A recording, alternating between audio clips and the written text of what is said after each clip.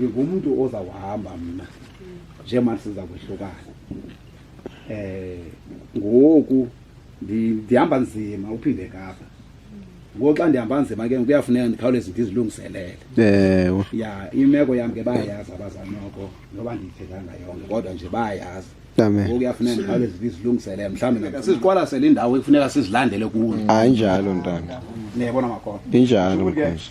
Nahambe ndithi mandiphakame mandibeke nje loo ndawo uba ukunyamalala kwethu noba siphindanga sabona nekuseni amadoda amakhulu ayazi ba noko uvundisa yona beyibekile yakhe imeko ubuzaphala zakhweshe ya ukuze kungamane kubuzwana uba upho umnye ngisho ukuthi loo nto yabazalwane bathanda ubuthongo makungamane kubalekelwa kule vesi inyama ithambile kanti sokuleke emkokozweni ngoba namaqhinga kaloku abazali bayawenza ukubekhona ubona liqhinga nje lodwa niyayiqaphela lento ya singawavela amaqhinga ngandlela zonke usathana indlela amtitsha ngayo umzalwane kodwa engaphandle kwabazali amtitshe futhi umzalwane atitsheke angaboni ukuthi itshwe ngusathana siyavana makho hayi sabule ukuthi nje manje yale ndlela endawo bathi nasizawuqhesha ethubeni ya enkosi emakho amen umzi wakho nabantu bakho